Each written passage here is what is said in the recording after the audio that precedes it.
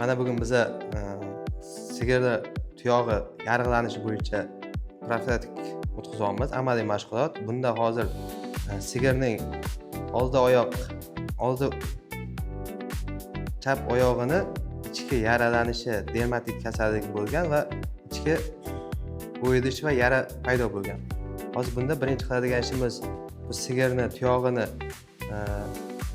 kesib, to'g'rilab, keyin yaraga shitob beramiz.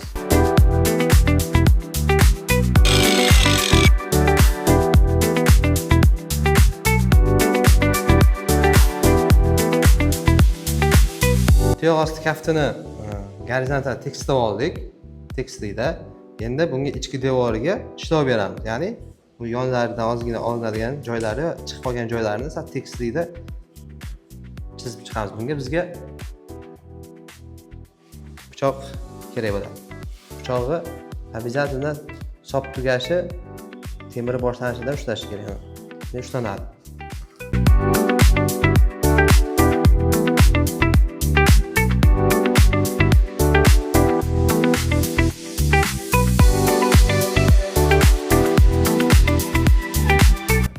Qo'l bilan barmoq bilan ko'ramiz. Tekisligi yaxshi. Demak, bo'ldi. Endi qiladigan ishimiz ichki devorni bo'ldik. Endi tekisligini ko'ramiz. Ya'ni ichki devorni tekisligini bo'ldik. Endi yuzaki modellashtirish, ya'ni tashqi kaftini tekisligini ko'ramiz.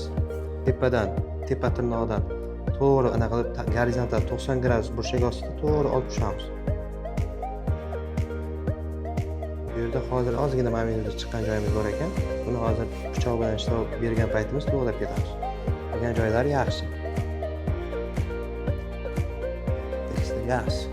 Endi beshinchisi modellashtirish ishimiz jarayonida, shu modellashtirish, ya'ni tuyoq ostki kaftidan, barmoqchidan 3 ta barmoq qo'yilib, mana 3 ta barmoq qo'yilib, shundan tepa qismi pichoqda gorizontal ozgina olinadi.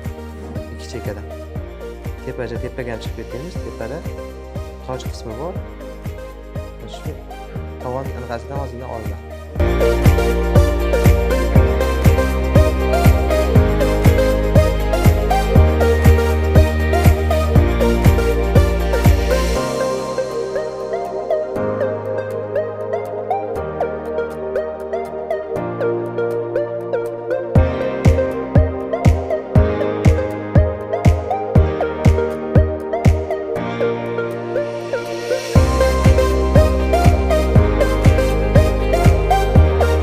Endi bunga titratsin parashut mazini quyamiz.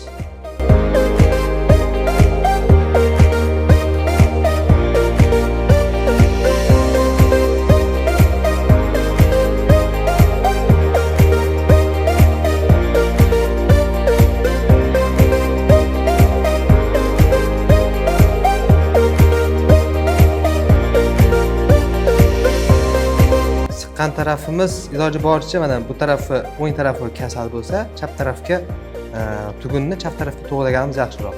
Bu 1 sutkaga 1 marta qo'llaniladi. Ya'ni har 24 soatda bu yechiladi, boshqatdan pervaska qilinadi. Bu jarayon 3 kundan 5 kungacha bo'lgan jarayonni oladi, o'z ichiga oladi. Yoki bo'lmasa, ertaga 1 kundan keyin 1 sutkadan keyin ochamiz. Agar yara sal o'ziga qaytishi yaxshi bo'lsa, mayda kichkinaroq, endi bu 1 kunda yaxshi bo'ladigan yara emas-ku. Boshqa kichkinaroq yara bo'lganda 1 kunda o'zi rezultat ko'rinadi. Shu vaqtda bir tarafga padosh qo'yiladi. Ya'ni tagi tovon anaqasi va o'sha kasal tarafini sprey bilan 3 marta sprey 1 kunda 3 martadan sepib, quritib 3 martagacha sepib davolasak ham bo'ladi. Hozir endi buni ustini yopamiz. Qizil, sariq, boshqa rangda ham bo'ladi. Mana shu tuyoq kasalliklari uchun maxsus skoch. Bunda birinchi qiladigan ishimiz avval tuyoq barmoq tegini, tirnoq tegini bitta ko'rikka aylantiramiz. Ya'ni nima uchun sabab? Tepa tarafdan suv, infeksiya, molni shu axlati kirib qilingan dorimizni behuda bo'lmasligi uchun, behudaga ketmasligi uchun tepadan bitta ko'rikka aylantiramiz.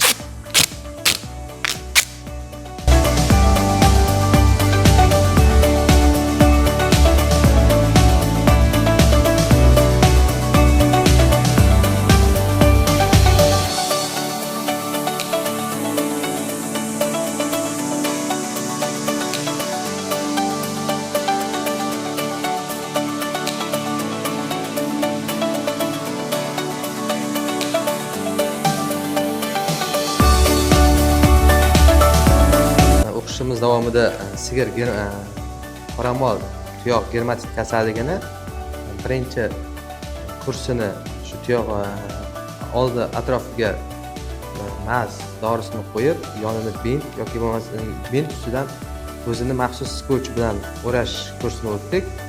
Hozir bu mana holati shunaqa holatga keladi va bundan tashqari sigir qoramolga tezroq